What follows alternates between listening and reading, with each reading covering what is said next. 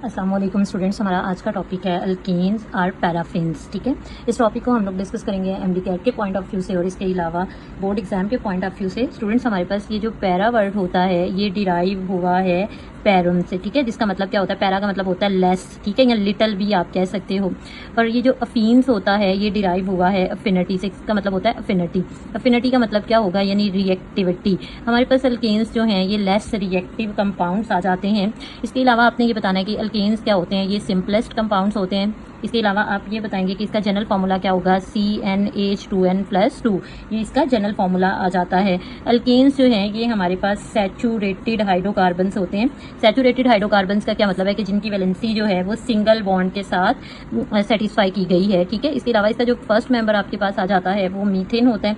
ये मीथेन को आपको पता ही है कि हमारे पास क्या होता है, इसको हम लोग यूज़ करते हैं कमर्शियल लेवल पे फ्यूल के तौर पे और ऑयल वगैरह के अंदर। हमारे पास जो अल्केन होते हैं, अल्केन के अंदर जो भी कार्बन होंगे वो सारे sp3 हाइब्रिडाइज्ड होते हैं।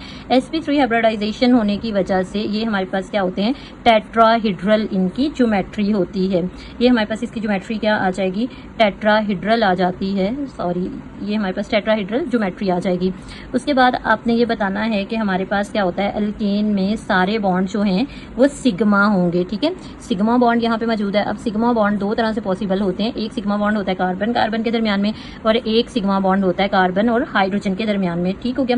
अब ये जो हमारे पास कार्बन कार्बन के दरमियान में सिग्मा बॉन्ड है ये भी नॉन पोलर है, कार्बन हाइड्रोजन के दरमियान में जो सिग्मा बॉन्ड है ये भी नॉन पोलर है। इसके अलावा आपने ये बताना है कि जो कार्बन कार्बन के दरमियान में बॉन्ड मौजूद होता है, नो एक्टिव साइड, यहाँ पे कोई भी एक्टिव साइड फर्दर रिएक्शन के लिए अवेलेबल नहीं होती। इस वजह से हम लोग क्या कहते हैं कि अल्केन्स जो है ये लेस रिएक्टिव। डिस्कस करेंगे जनरल मेथड ऑफ प्रिपरेशन, जिसमें आप लोगों के पास क्या आ जाता है, hydrogenation of unsaturated hydrocarbon. Students, in topics को हम लोग डिस्कस करेंगे एमडीकैट के पॉइंट ऑफ व्यू से और इसके अलावा बोर्ड एग्जाम के लिहाज से भी इसको डिस्कस करेंगे। इसमें जो भी टिप्स और ट्रिक्स होंगी उसको भी हम लोग साथ साथ डिस्कस करते जाएंगे एमडीकैट के लिए। ठीक है, आपने लेक्चर को ध्यान से सुनना है और एंड पे असेसमेंट को भी सॉल्व करना है। ये आपके पास क्या आ जाएगा, स्टिबर-सेंड्रेन्स मेथड हमारे पास आ जाता है। हाइड्रोजनेशन, इसका मतलब क्या है, हाइड्रोजनेशन का मतलब होता है एडिशन ऑफ हाइड्रोजन। आपने हाइड्रोजन को ऐड करना है और हाइड्रोजन को हम किसकी प्रेजेंस में ऐड करेंगे, निकल कैटालिस्ट की प्रेजेंस में। ठीक है, ये निकल यहाँ पे बिहेव करेगा as a catalyst. High temperature होगा और इसके अलावा हमारे पास क्या होगा, यहाँ पे हाई प्रेशर। हाई टेम्परेचर और हाई प्रेशर में आपने क्या करना है कि यहाँ पे निकल की प्रेजेंस में हाइड्रोजनेशन करवा देनी है। आप कोई सी भी जनरल अल्कीन ले लें, ठीक है, अल्कीन ले सकते हैं स्टूडेंट्स, आप अल्काइन ले सकते हैं कि कार्बन कार्बन के दरमियान में डबल बॉन्ड है। ये फर्दर हम लोग अल्कीन के रिएक्शंस में भी पढ़ेंगे। आप हाइड्रोजन ऐड कर दें निकल की प्रेजेंस में। जो आपने यहाँ पे टेम्परेचर रखना है वो 200 से लेकर 300 डिग्री सेल्सियस यहाँ पे टेम्परेचर होगा। ये कार्बन कार्बन के दरमियान में जो बॉन्ड है वो टूट जाएगा, एनर्जी यहाँ पे अब्जॉर्ब होगी और कार्बन कार्बन के दरमियान में जो बॉन्ड है वो ब्रेक हो जाएगा। इधर से एक एक हाइड्रोजन आएगा, एक इधर आगे ऐड हो जाएगा और एक ही साइड पे ये आपके पास अल्कीन बन जाएगा, अल्केन बन जाएगा। इसी तरह से आप साइक्लिक कंपाउंड्स भी ले सकते हो। ये आपके पास 1 साइक्लोहेक्सीन आ जाती है, इसमें हाइड्रोजन ऐड कर दें निकल की प्रेजेंस में तो हमारे पास टेम्परेचर भी हाई होगा और इसके अलावा प्रेशर भी आपने हाई रखना है। तो ये हाइड्रोजन ऐड होने के बाद हमारे पास किस में कन्वर्ट हो जाएगा, साइक्लोहेक्सेन में कन्वर्ट हो जाता है। इसके अलावा आपके पास एक और चीज़ यहाँ पे आ जाती है स्टूडेंट कि आपने ये याद रखना है कि जितने नंबर ऑफ पाई बॉन्ड होंगे उतने ही हमारे पास हाइड्रोजन के मॉलिक्यूल आ जाते हैं। जैसे कि देखें फॉर एग्जांपल 1 पाई बॉन्ड है, इसका मतलब क्या है कि हम क्या करेंगे, हाइड्रोजन के 1 मॉलिक्यूल को ऐड करेंगे। 2 पाई बॉन्ड होंगे तो हाइड्रोजन के 2 मॉलिक्यूल्स को ऐड करेंगे एंड सो ऑन। यानी कितने मॉलिक्यूल आगे ऐड होते हैं ये डिपेंड करता है नंबर ऑफ पाई बॉन्ड पे। ठीक है, इसके अलावा आपने कैटलिस्ट जो यहाँ पे यूज करना है निकल के अलावा हमारे पास कैटलिस्ट प्लैटिनम हो सकता है, प्लाडीनियम, लेकिन ये दोनों एक्टिव हो जाते हैं रूम टेम्परेचर पे। यहाँ पे हाई टेम्परेचर की जरूरत नहीं पड़ती। इसके अलावा आपने ये बताना है कि ये हमारे पास दोनों ही कैटलिस्ट क्या होते हैं, एक्सपेंसिव देन निकल। तो हम लोग कोशिश क्या करते हैं कि इसको इंडस्ट्रीज में इस्तेमाल करें। इंडस्ट्रियल एप्लीकेशन देख लेते हैं कि ये हमारे पास इंडस्ट्रीज में ये कहाँ पे अप्लाई होता है, हाइड्रोजनेशन का प्रोसेस। इंडस्ट्रियल एप्लीकेशन में आपने बताना है कि ऑयल होगा, ठीक है, इसमें हाइड्रोजन ऐड करनी है, निकल की प्रेजेंस में कर दें, प्लेटिनम की प्रेजेंस में कर दें या फिर प्लाडीनियम की प्रेजेंस में। ये हमारे पास ऑयल किस में तब्दील हो जाता है, घी में तब्दील हो जाता है स्टूडेंट्स। उसके बाद आपने लिमिटेशंस बतानी है, यानी ड्रॉबैक्स बताने हैं कि हमारे पास कौन सी लिमिटेशंस आ जाती हैं इस हाइड्रोजनेशन की। तो हाइड्रोजनेशन की लिमिटेशन में आपने ये बताना है, methane can not be prepared in this process. Methane को इस प्रोसेस से प्रिपेयर नहीं किया जाएगा। जी स्टूडेंट, नेक्स्ट हमारे पास आ जाता है from alkyl halide. Alkyl halide से हम लोगों ने कैसे प्रिपेयर करना है, आपने बताना है कि इसमें क्या होती है रिडक्शन, और इस मेथड को हम लोग क्या बोलते हैं, फ्रैकलैंड मेथड बोलते हैं। ठीक है, ये आपने एमडी कैट के लिए याद रखना है, क्या नाम होगा, फ्रैकलैंड रिएक्शन कहते हैं। अब आपने ये बताना है कि इसमें हमारे पास क्या होता है, आपने रिडक्शन करवानी होती है। रिडक्शन किसके साथ होती है, नेसेंट हाइड्रोजन के साथ। ठीक है, यानी एटॉमिक हाइड्रोजन हम लोग यूज कर रहे होते हैं, ये आपके पास नेसेंट हाइड्रोजन आ जाएगी। अब ये नेसेंट हाइड्रोजन कैसे प्रोड्यूस होती है, आपने जिंक डस्ट लेनी है, HCl का रिएक्शन इसके साथ करवाओगे। जब हम लोग HCl का रिएक्शन इसके साथ करवाते हैं तो ये हमारे पास क्या बन जाएगा, जिंक डाइक्लोराइड, और साथ ही साथ नेसेंट हाइड्रोजन, एटॉमिक हाइड्रोजन जो है वो प्रोड्यूस होती है। इसके अलावा हमने क्या बताना है कि ये जो जिंक मेटल होती है ये एक्टिव मेटल होगी। अब आप क्या करें, कोई सा भी अल्काइल हैलाइड ले लें। सपोज मैं यहाँ पे मिथाइल आयोडाइड ले लेती हूँ, आप अपनी मर्जी से जनरल यहाँ पे कोई सा भी ले सकते हैं। ये मैंने इसमें जिंक डस्ट ऐड कर दी, जिंक डस्ट ऐड करेंगे रिएक्शन के लिए, और इसके अलावा ये हाइड्रोजन, नेसेंट हाइड्रोजन और साथ आयोडाइड आयन आ गया। यहाँ से ये वाला आयोडीन आएगा, ये आयोडाइड आएगा, जिंक इन दोनों को अब्जॉर्ब करके जिंक डाई आयोडाइड बना देगा। साथ आपके पास ये मिथाइल है, ये एक हाइड्रोजन को अब्जॉर्ब करके मीथेन में कन्वर्ट हो जाता है। इसके अलावा आप लोग कोई भी ब्रांच चेन मॉलिक्यूल ले सकते हो, उसको भी हम लोग अल्केन में कन्वर्ट कर सकते हैं।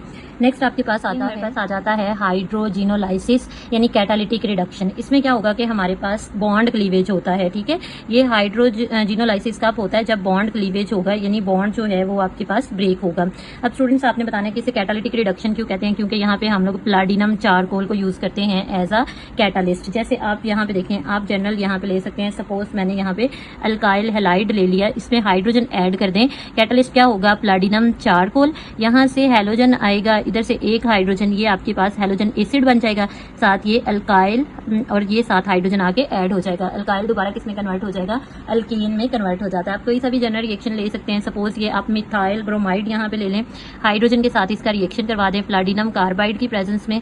ठीक है, ये एक प्लाटिनम चारकोल हमारे पास होता है, आपके पास ये मिथाइल है, यहाँ से हाइड्रोजन अब्सॉर्ब करके मीथेन में कन्वर्ट हो जाएगा, साथ हाइड्रोजन ब्रोमाइड आ जाता है। स्टूडेंट्स नेक्स्ट हमारे पास आ जाता है D carboxylation of monocarboxylic acid. D का मतलब होता है हमारे पास रिमूवल, किसको रिमूव करना है, कार्बोक्सिलेशन का मतलब है कार्बोनाइल ग्रुप को हमने रिमूव करना है। तो यहाँ पे हमारे पास कार्बोनेट को रिमूव करना होता है आपने, और इसके अलावा हमारे पास क्या आ जाएगा, मोनोकार्बोक्सिलिक एसिड। आपने क्या करना है, साल्ट ऑफ फैटी एसिड लेना होता है। ठीक है, साल्ट ऑफ फैटी एसिड आएगा, और इसको हम लोग किसके साथ रिएक्ट करवाएंगे, इसका रिएक्शन आपने करवाना होता है सोडा लाइम के साथ। ठीक है, ये सोडा लाइम आ जाएगा, और जो कैटलिस्ट यहाँ पे इस्तेमाल होता है हमारे पास वो क्या होता है, क्विक लाइम यानी कैल्शियम ऑक्साइड, ये कैटलिस्ट है, और आपके पास क्या बन जाएगा, अल्केन बनते हैं।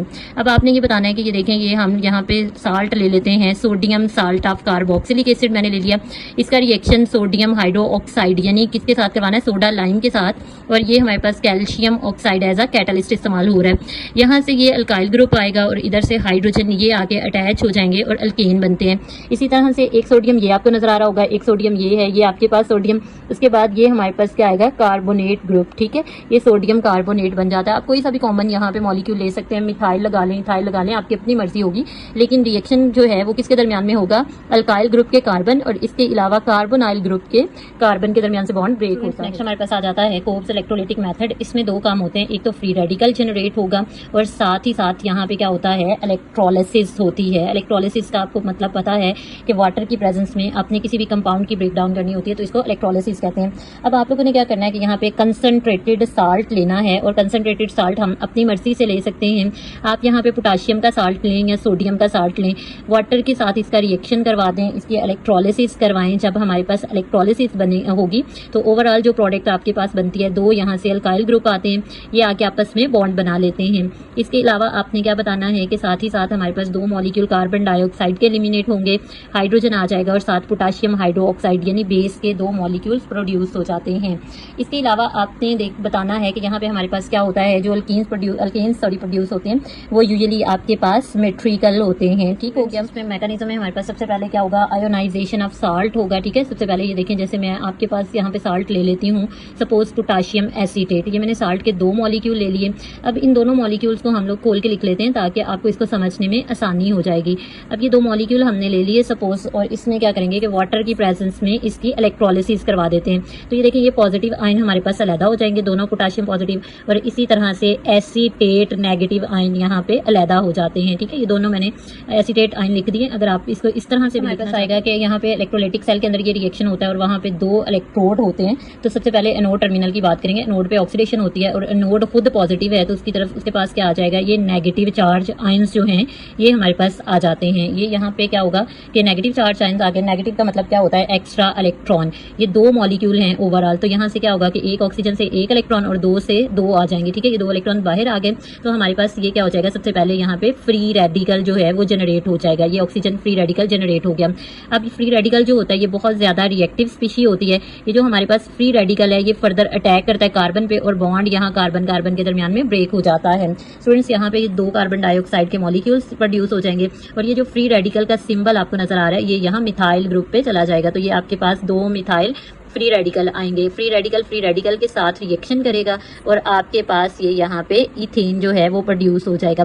उसके बाद हम बात करेंगे कैथोड टर्मिनल पे। कैथोड पे क्या होती है, रिडक्शन। कैथोड खुद जो है वो पॉजिटिव चार्ज पार्टिकल है। तो स्टूडेंट्स, ये वाटर के जो 2 मॉलिक्यूल्स हैं ये कैथोड पे आएंगे, यहाँ से ये 2 इलेक्ट्रॉन फ्री आ जाएंगे और वाटर मॉलिक्यूल की स्प्लिटिंग हो जाएगी, हाइड्रोजन गैस प्रोड्यूस हो जाएगी, साथ ही 2 हाइड्रोक्सिल आयन जो है वो जनरेट होते हैं। ये जो 2 पोटाशियम पॉजिटिव आयन जनरेट हुए थे, ये दोनों पोटाशियम पॉजिटिव जो हैं ये हाइड्रोक्सिल के साथ रिएक्शन करते हैं और हमारे पास क्या बनेगा, पोटाशियम हाइड्रोक्साइड। अब हम इसके लिमिटेशंस की बात कर लेते हैं, यानी ड्रॉबैक्स की बात कर लेते हैं कि आपने क्या बताना है। मीथेन जो है वो इस प्रोसेस में प्रोड्यूस नहीं होगी। उसके बाद आपने बताना है कि 8 number of carbon atom alkanes जो हैं वो भी प्रोड्यूस नहीं होती इस प्रोसेस से। इसके अलावा यहाँ पे क्या होता है कि large number of side product बनती हैं। साइड प्रोडक्ट काफ़ी ज़्यादा हमारे पास प्रोड्यूस हो जाती हैं, और फिर आपने बताना है कि जब ये साइड प्रोडक्ट काफ़ी ज़्यादा बन रही हैं तो फिर हमारे पास क्या होगा कि इस मेथड्स की लिमिटिंग एप्लीकेशन है। ठीक है, लिमिटेड सिंथेटिक एप्लीकेशंस को इस मेथड के लिए हमारे पास आ जाएगा कि हमने कार्बोनाइल कंपाउंड यानी एल्डिहाइड और कीटोन से एल्केन को प्रिपेयर करना है। इसमें हमारे पास क्लेम्सन मेथड है या वुल्फ किश्नर रिएक्शंस आ जाता है। स्टूडेंट्स, दोनों मेथड को हम लोग एल्डिहाइड और कीटोन दोनों के लिए इस्तेमाल कर सकते हैं, लेकिन फर्क किसका आएगा यहाँ पे, कैटालिस्ट का। ठीक है, आपने क्या करना है, रिडक्शन करवानी है, एल्डिहाइड या कीटोन की नेसेंट हाइड्रोजन ऐड करनी होगी दोनों मेथड के लिए। यहाँ पे हमारे पास क्या आ जाएगा, जिंक अमलगम हम यूज करते हैं, यानी जिंक और इसके अलावा मरकरी का मिक्सचर होगा, साथ आपने HCl ऐड कर देनी है। ठीक है, ये क्लेम्सन मेथड है। और अगर आप वुल्फ किश्नर मेथड लेते हो तो यहाँ पे आपको कैटलिस्ट किसकी जरूरत पड़ेगी, कैटलिस्ट आपने जो लेना होगा इधर वो हमारे पास आ जाएगा हाइड्राजीन होता है, और साथ ही साथ यहाँ पे आपने बेसिक सोल्यूशन ऐड करना है। पोटाशियम हाइड्रोक्साइड ले सकते हैं, सोडियम हाइड्रोक्साइड ले सकते हैं, और टेम्परेचर हाई रखेंगे यानी 200 डिग्री सेल्सियस टेम्परेचर होगा। अब सपोज हम लोग यहाँ पे एल्डिहाइड ले लेते हैं या कीटोन ले लेते हैं। ये मैं पहले नंबर पे कीटोन लूंगी, मैंने कीटोन ले लिया। अब इधर हम लोग क्या करेंगे, तो ये जो हमारे पास कार्बोनाइल कार्बन है इसमें नेसेंट हाइड्रोजन ऐड करवा देंगे। अगर हम लोग क्लेम्सन मेथड यूज कर रहे हैं तो मैं यहाँ पे जिंक अमलगम लेती हूँ और इसके अलावा HCl इसमें ऐड कर देती हूँ। ये जो हमारे पास कार्बोनाइल कार्बन है ये कन्वर्ट हो जाता है मिथिलीन में, यानी CH2 में 2 हाइड्रोजन यहाँ से आ जाएंगे, ये मिथिलीन बन जाएगा। ठीक है, और ये आपके पास फर्दर मिथाइल ग्रुप अल्केन बन गया। 2 हाइड्रोजन इधर से ऑक्सीजन आएगा, ये वाटर एलिमिनेट हो जाएगा। इसी तरह से हम लोग डिस्कस कर लेते हैं, यहाँ पे वुल्फ किश्नर रिएक्शन आ जाता है। सपोज आप लोग यहाँ पे एल्डिहाइड ले लें, ये मैंने एल्डिहाइड ले लिया, इसमें नेसेंट हाइड्रोजन ऐड कर दें। यहाँ पे आपके पास हाइड्राजीन आएगा और ये एक्टिव होता है बेसिक मीडियम की प्रेजेंस में। आप पोटाशियम भी ले सकते हैं, सोडियम भी ले सकते हैं। 200 डिग्री सेल्सियस टेम्परेचर होगा, ये एक ऑक्सीजन एलिमिनेट हो जाएगा, और ये जो आपके पास कार्बोनाइल कार्बन है ये मिथिलीन में कन्वर्ट होता है। ठीक हो गया। उसके बाद आपके पास क्या होगा कि यहाँ से ऑक्सीजन आएगा, ये 2 हाइड्रोजन अब्सॉर्ब करके वाटर मॉलिक्यूल में कन्वर्ट होता है। हमारे पास आ जाता है फ्रॉम ग्रिगनार्ड रिएजेंट। आपने ये बताना है कि ग्रिगनार्ड रिएजेंट से हम लोग किस तरह से प्रिपेयर कर सकते हैं। ये ग्रिगनार्ड रिएजेंट होता क्या है, एक साइंटिस्ट था वेक्टरी ग्रिगनार्ड, इसने अपने नाम पे इस कंपाउंड का नाम रखा था। इसने अल्काइल हैलाइड को लिया, इसका रिएक्शन मैग्नीशियम मेटल के साथ करवा दिया ड्राई ईथर यानी एनहाइड्रस ईथर की प्रेजेंस में। अगर हम ईथर यूज नहीं करें ना तो ये ऑक्सीडाइज हो जाएगा, तो आप यहाँ पे मैग्नीशियम की जगह पे कोई सी भी मेटल ग्रुप 2 की यूज कर सकते हैं। ये मैग्नीशियम पार्शियल पॉजिटिव होगा, इसके पार्शियल पॉजिटिव होने की वजह से इसके नेबर क्या हो जाते हैं, पार्शियल नेगेटिव। आप यहाँ पे ये मैं अल्काइल मैग्नीशियम हैलाइड ले रही हूँ, आप अपनी मर्जी से यहाँ पे इथाइल ले सकते हैं, मिथाइल ले सकते हैं, यहाँ पे ब्रोमाइड ले सकते हैं। आप इसका रिएक्शन करवा दें वाटर के साथ। ये वाटर मॉलिक्यूल मैंने खोल के यहाँ पे लिख दिया है, या आप वाटर के साथ इसका रिएक्शन करवा दें अल्काइल ग्रुप से। ये आपके पास ग्रिगनार्ड रिएजेंट से आर आ जाएगा, ये हाइड्रोजन को अब्सॉर्ब करेगा, ड्राई ईथर की प्रेजेंस में रिएक्शन होगा, हाइड्रोजन को अब्सॉर्ब करेगा और आपके पास ये अल्केन में कन्वर्ट हो जाएगा। उसके बाद मैग्नीशियम हैलाइड रह गया है, हाइड्रोक्सिल ग्रुप इसके साथ आके अटैच हो जाएगा। ये मैंने जनरल एग्जांपल लिख दिया, आप कोई सी भी कॉमन एग्जांपल इसमें लिख सकते हैं। इसके अलावा स्टूडेंट्स आपने बताना है कि हमारे पास वाटर के अलावा हम ग्रिगनार्ड रिएजेंट का किसके साथ रिएक्शन करवा सकते हैं कि अल्केन बने। आप आप अमोनिया के साथ इसका रिएक्शन करवा सकते हैं, ठीक है, NH3, ये मैंने इसको खोल के लिख दिया। आप अल्कोहल के साथ इसका रिएक्शन करवा सकते हैं, आप अल्काइंस के साथ इसका रिएक्शन करवा सकते हैं ग्रिग्नार्ड रिएजेंट का, तब भी आपके पास अल्केन ही बनेगा। इसके अलावा हाइड्रोजन सायानाइड के साथ रिएक्शन करवा सकते हैं, इसके अलावा कार्बोक्सिलिक एसिड के साथ भी रिएक्शन करवा सकते हैं। इन सब के साथ रिएक्शन करवाने से हमारे पास अल्केन प्रोडक्ट ही प्रोड्यूस होती है। हम लोग नेक्स्ट बात करेंगे फिजिकल प्रॉपर्टीज ऑफ अल्केन के बारे में। अल्केन की फिजिकल स्टेट की बात कर लेते हैं। ये हमारे पास फिजिकली जो है वो गैसेस की फॉर्म में एग्जिस्ट करते हैं, इसके अलावा लिक्विड्स होंगे और सॉलिड होते हैं। अगर हम देखते हैं तो हमारे पास क्या होता है कि जैसे जैसे कार्बन नंबर चेंज होते जाते हैं, फिजिकल स्टेट चेंज होती है। कार्बन नंबर 1 से लेकर कार्बन नंबर 4 तक, यानी मीथेन से लेकर ब्यूटेन तक ये हमारे पास गैसेज होती हैं, कलरलेस और अडोरलेस गैसेज हैं। पेंटेन से लेके यानी कार्बन नंबर 5 से लेकर कार्बन नंबर 17, जिसको हेप्टाडीकेन कहते हैं, ये कलरलेस लिक्विड और अडोरलेस लिक्विड होते हैं। कार्बन नंबर 18 से लेके सो ऑन, ये हमारे पास वैक्सी सॉलिड्स होते हैं। आपने बताना कि जो वैसलीन है वो भी इसी से प्रोड्यूस होती है और उसमें कार्बन जो है वो 25 से ज्यादा होते हैं। इसके बाद हमने बात करनी है कि सॉल्युबिलिटी की। अगर हम लोग देखें तो हमारे पास जो अल्केन्स होते हैं ये नॉन पोलर होते हैं, ठीक है, अल्केन नेचर में नॉन पोलर हैं, तो इसको हम लोग डिसॉल्व भी फिर किस में करेंगे, नॉन पोलर सॉल्वेंट में, क्योंकि वाटर के अंदर तो ये सॉल्युबल ही नहीं होंगे। नॉन पोलर सॉल्वेंट स्टूडेंट्स आपके पास आ जाते हैं जिसके अंदर ये सॉल्युबल होंगे, ठीक हो गया। उसमें हमारे पास आ जाता है ईथर हो गया, बेंजीन हो गया, इसके अलावा कार्बन टेट्राक्लोराइड वगैरह आपके पास आ जाते हैं जिनके अंदर ये जो है सॉल्युबल होते हैं। इनसॉल्युबल होंगे वाटर के अंदर, ठीक है, ये आपके पास सॉल्युबिलिटी आ जाती है। इसके बाद हमारे पास आ जाएगा effect of increase in number of carbon atom. Carbon atom increase होंगे तो प्रॉपर्टीज पे क्या चेंज आएगा। हमारे पास कुछ प्रॉपर्टीज ऐसी होती हैं जो कि क्या होती हैं, इंक्रीज होती हैं। Number of carbon atom increase होने से इंक्रीज होती है। Number of carbon atom increase होने का मतलब क्या है, मॉलिक्यूलर मैस का इंक्रीज होना। तो हमारे पास कौन सी प्रॉपर्टीज स्टूडेंट्स यहाँ पे इंक्रीज होंगी, बॉइलिंग पॉइंट आ जाता है, मेल्टिंग पॉइंट होगा। इसके अलावा आपने ये बताना है कि हमारे पास क्या आएगा, डेंसिटी होती है, विस्कोसिटी, ये ऐसी प्रॉपर्टीज होती हैं जो कि क्या होंगी, हमारे पास मॉलिक्यूलर मैस इंक्रीज होने की वजह से ये इंक्रीज होंगी। लेकिन कुछ ऐसी प्रॉपर्टीज होती हैं जो कि डिक्रीज हो जाती हैं मॉलिक्यूलर वेट इंक्रीज होने की वजह से, जैसे आपके पास सॉल्युबिलिटी आ जाती है। सॉल्युबिलिटी इनवर्सली प्रोपोर्शनल होता है मॉलिक्यूलर मैस के, अगर मॉलिक्यूलर मैस बढ़ता जाएगा कार्बन एटम इंक्रीज होंगे। डिस्कस करना है बॉइलिंग पॉइंट। हमारे पास दो तरह के हाइड्रोकार्बन होते हैं, स्ट्रेट चेन और ब्रांच चेन। जो ब्रांच चेन हाइड्रोकार्बन होते हैं इनमें क्या होगा, लो बॉइलिंग पॉइंट, ठीक है, जबकि जो स्ट्रेट चेन होते हैं इनमें क्या होता है, हमारे पास हाई बॉइलिंग पॉइंट होगा। इसके इनमें हाई क्यों बॉइलिंग पॉइंट होता है, क्योंकि यहाँ पे जो लार्ज सरफेस एरिया होता है, सरफेस एरिया यहाँ पे लार्ज होगा, ठीक है। और लार्ज सरफेस एरिया क्या है कि ये हमारे पास large surface area of contact molecules, ठीक है, बिटवीन द मॉलिक्यूल्स, मॉलिक्यूल के कॉन्टेक्ट में लार्ज सरफेस एरिया आ जाता है, जिसकी वजह से हमारे पास क्या होता है कि सरफेस एरिया इंक्रीज होगा तो वंडर वॉल फोर्सेस भी क्या होंगी, यहाँ पे इंक्रीज हो जाएंगी, ठीक है, वंडर वॉल फोर्सेस इंक्रीज होंगी, जिसकी वजह से स्टूडेंट्स आपने ये बताना है कि हमारे पास ज्यादा हीट चाहिए होती है किस पर्पज के लिए, इंटरमॉलिक्यूलर फोर्सेस को ब्रेक करने के लिए, जिसकी वजह से हमारे पास क्या होगा कि मेल्टिंग और बॉइलिंग पॉइंट इंक्रीज हो जाएगा, बॉइलिंग पॉइंट जो है वो इंक्रीज होगा। हमने ये बताना है कि हमारे पास जो नॉर्मल अल्केन होते हैं उसका बॉइलिंग पॉइंट ज्यादा होता है as compare to iso alkane, और आइसो अल्केन का बॉइलिंग पॉइंट ज्यादा होता है as compare to neo alkane. यानी जैसे जैसे ब्रांच एक्सपेंड होती जा रही है हमारे पास वैसे वैसे बॉइलिंग पॉइंट कम होता जा रहा है। स्टूडेंट्स नेक्स्ट हमने डिस्कस करना है मेल्टिंग पॉइंट। मेल्टिंग पॉइंट हमारे पास इंक्रीज होता है, कैसे इंक्रीज होगा, मॉलिक्यूलर मैस के इंक्रीज होने की वजह से, ठीक हो गया। अब ये हमारे पास क्या होता है बट नॉट रेगुलर, लेकिन रेगुलर मेल्टिंग पॉइंट जो है वो हमारे पास चेंज नहीं हो रहा होता, ये हमारे पास आ जाएगा। यहाँ पे बताना है कि जो इवन नंबर ऑफ अल्केन होते हैं उनका मेल्टिंग पॉइंट ज्यादा होता है as compare to odd number of carbon, ठीक है, चाहे वो नेक्स्ट वाला हो या प्रीवियस। अगर ऑड होगा तो उसका मेल्टिंग पॉइंट जो है वो इवन से कम होता है। स्टूडेंट्स इस इफेक्ट को हम लोग क्या बोलते हैं, अल्ट्रेशन इफेक्ट बोलते हैं, या फिर इसको हम लोग क्या बोलते हैं, ऑसिलेशन इफेक्ट बोलेंगे। अब आपने ये बताना है कि ये अल्ट्रेशन इफेक्ट और ऑसिलेशन इफेक्ट क्यों प्रोड्यूस होता है, क्योंकि हमारे पास जो इवन नंबर ऑफ अल्केन्स होते हैं उसमें क्या होगा कि ज्यादा रिस्मेट्री होती है as compare to odd number of carbon. जैसे आपके पास देखें कार्बन 15 है तो स्टूडेंट्स इसका मेल्टिंग पॉइंट जो है वो कम होता है एज कम्पेयर टू 16, लेकिन क्या होगा 16 का ज्यादा होता है melting point as compare to 17। उसकी रीजन मैं दोबारा से बता देती हूँ कि जो even number of carbon alkane है ये क्या होते हैं, more symmetrical than odd number of carbon atom. उसके बाद हम बात कर लेते हैं साइक्लो अल्केन। साइक्लो अल्केन में हमारे पास क्या होता है कि इसमें जो फर्स्ट 2 मेंबर्स होते हैं यानी 3 और 4, ये फर्स्ट 2 मेंबर्स जो हैं वो हमारे पास गैसेस होते हैं, ठीक है। उसके बाद बाकी जो हायर मेंबर्स आ जाएंगे आपके पास वो क्या होंगे, लिक्विड होंगे। और इसके अलावा स्टूडेंट्स आपने बताना है कि ये जो हमारे पास साइक्लो अल्केन्स होते हैं ये क्या होंगे, इनसॉल्युबल इन वाटर, ये वाटर के अंदर इनसॉल्युबल होंगे, ठीक है। इसके अलावा इनके जो मेल्टिंग और बॉइलिंग पॉइंट हैं वो भी हमारे पास क्या होंगे, इंक्रीज।